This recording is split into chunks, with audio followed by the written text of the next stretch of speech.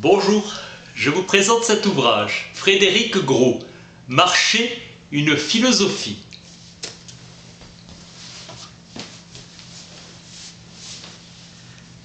La marche est une expérience de la liberté, un apprentissage de la lenteur, un goût de la solitude et de la rêverie. Marcher comme exercice spirituel. Le sport, c'est le goût de l'effort et de la discipline. Marcher n'est pas un sport. Le sport, ce sont des performances dans des cérémonies médiatiques immenses. Marcher, c'est un jeu d'enfant, comme mettre un pied devant l'autre, et on n'a rien trouvé de mieux pour aller plus lentement. Marcher, c'est la liberté, se délester des soucis, oublier un temps ses affaires.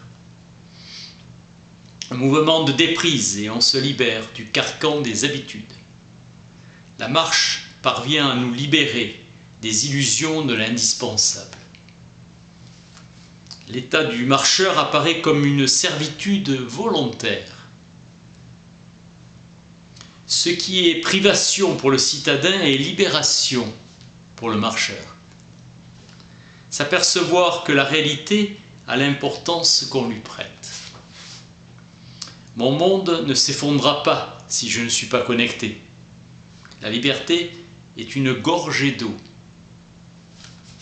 Appel à la simplicité, bonheur par parenthèse, heureux de partir, heureux de rentrer.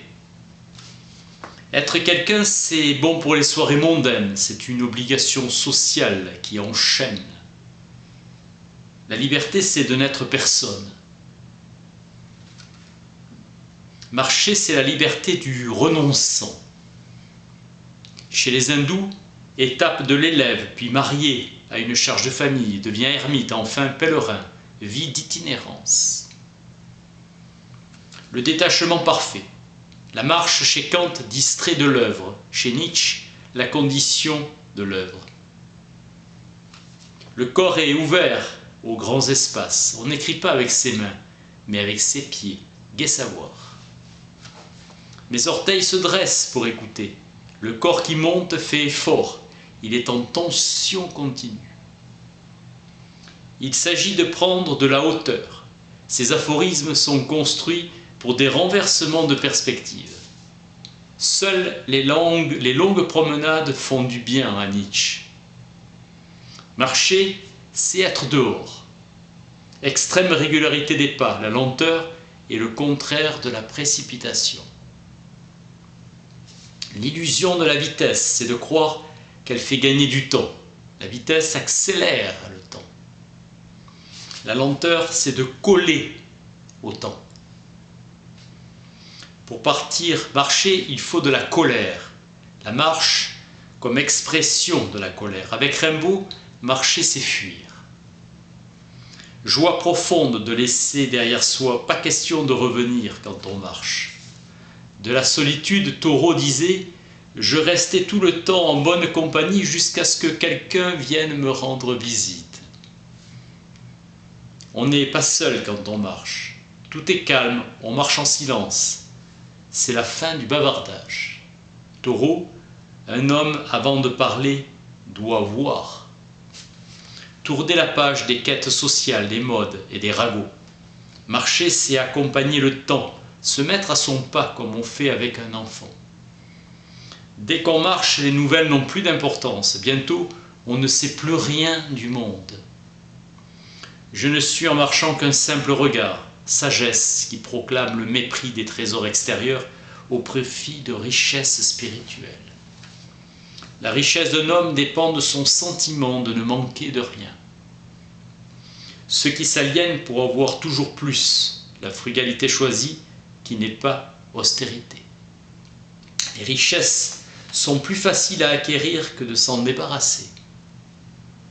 Le misérable est prisonnier de ses envies. La richesse coûte trop cher.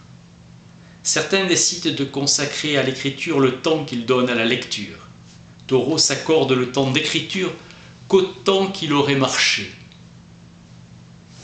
Il est vain de s'asseoir pour écrire quand on n'est jamais levé pour vivre. Ne se donner comme base solide que l'expérience, la réalité de sa propre consistance quand on marche. La santé se mesure à l'amour du matin. Aux sources du matin se trouve l'ouest, c'est notre mémoire qui est à l'est. L'ouest est la préparation du futur. Le sauvage se situe à l'ouest. Taureau a mené une existence de refus en ne travaillant que pour le nécessaire. Quête de vérité et d'authenticité. Rechercher le vrai, c'est dépasser les apparences. Une vraie vie, c'est toujours une vie autre, une vie différente. La vérité fait rupture en marchant. La source d'énergie, c'est le paysage. Les moines gyrovagues marchant sans cesse de monastère en monastère. Il en reste au mont Athos. Saint Benoît imposera la stabilité monastique. Il déclare que la condition d'éternel pèlerinage est une métaphore qu'il faut approfondir dans le détachement de la prière et de la contemplation. Le Christ invitait ses disciples à la route. Dimension d'humilité dans le rituel du lavage des pieds. Descartes accomplit un pèlerinage jusqu'à Notre-Dame de Lorette après son illumination de sa méthode. Le pauvre a pour une seule richesse, son corps. La marche est pénible et exige un effort répété. Pèlerinage des hindous aux sources du Gange. Utopie de la renaissance par la marche.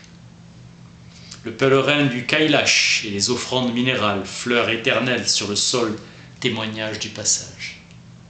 En Grèce, les cyniques erraient comme des chiens, philosophie liée à l'état de marcheur. Sa vie grossière fait valoir l'élémentaire. Le sensible est mensonge. La vérité se rassemble dans l'âme. La pensée d'esprit. L'état de nomade est celle du cru. Ils mangent cru, parlent cru, ont des manières crues. Distinction du naturel et de l'artificiel. Le privé, c'est l'intimité. Le public, la réputation. Le cynique vit qu'avec le nécessaire et se déleste du superflu. Un enfant se sert à boire avec ses deux mains et Diogène jette son gobelet, tout heureux. Se contenter de peu, le marcheur est roi. La terre est son domaine, il ne connaît pas les frontières, il est absolument libre. Plaisir pur de la marche, la rencontre, la tristesse et passivité, joie simple d'éprouver son corps.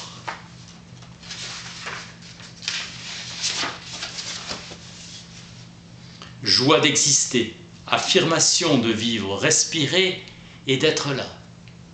La plénitude de se sentir exister, la joie d'accomplir ce qu'on sait faire. Sérénité de ne plus être pris dans l'alternative de la crainte ou de l'espoir. Juste marcher et ne plus rien attendre, juste avancer. S'abandonner à une marche rêveuse, comme Narval.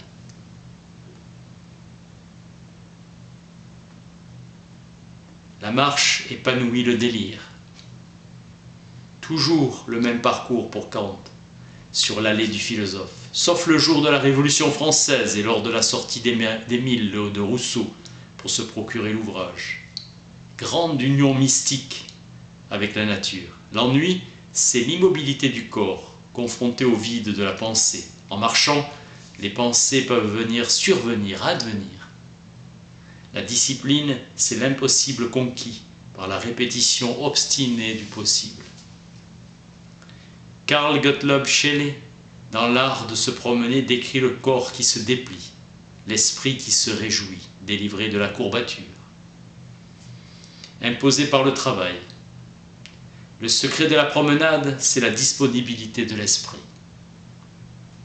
L'art de se promener est une technique récréative. Le flâneur est subversif, s'opposant à la civilisation.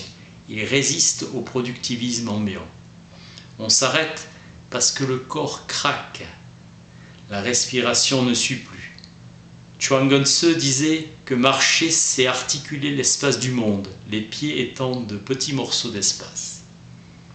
La joie provient de la transgression de la pesanteur, de la victoire sur elle. Marcher, c'est se résigner à être ce corps qui marche, incliné.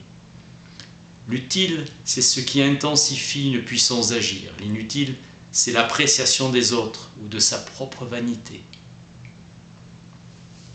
Énergie tranquille de Gandhi, qui privilégie l'énergie lente de l'endurance. Vivre au-dessus de ses besoins, dénonce-t-il, c'est toujours déjà exploiter son prochain. Maîtrise parfaite de soi, condition d'un amour parfait envers tous les êtres. Wordsworth, authentique inventeur de la randonnée. Invention culturelle de la richesse de la marche qui s'oppose à la promenade dans un parc. Peggy, accomplissant un pèlerinage pour son fils atteint de typhoïde. Dans la marche, puissance de la répétition, du même, qui fait naître des psaumes et des prières. La philocalie du cœur, Seigneur Jésus-Christ, Fils de Dieu, ayez pitié de moi, pauvre pécheur. Oraison continue d'une prière phrase. Après quelques heures, ce n'est plus un homme qui prie, c'est l'homme devenu prière. La répétition devient spontanée, fluide, sans effort, absolument comparable au battement du cœur. Exhortation de saint Paul, priez sans cesse. Source de joie et de consolation inépuisable de prier 12 000 fois par jour. La régularité comme dans une marche sans fatigue. Alexandra d'Avinel a vu un Lungompa, sa marche rapide, en état d'extase, ne devait pas être interrompue car il pouvait mourir si on l'éveillait. C'est passer le vent comme une étoffe légère. Hölderlin, quand on marche longtemps, la nature n'existe plus. Seulement les éclats, dispersés de présence partout, se fondre dans le grand tout. Rester fidèle à l'infidélité, marcher au-delà de la mélancolie. Rien d'autre à faire que poser un pied devant l'autre. Frédéric Gros, marcher, une philosophie. Merci.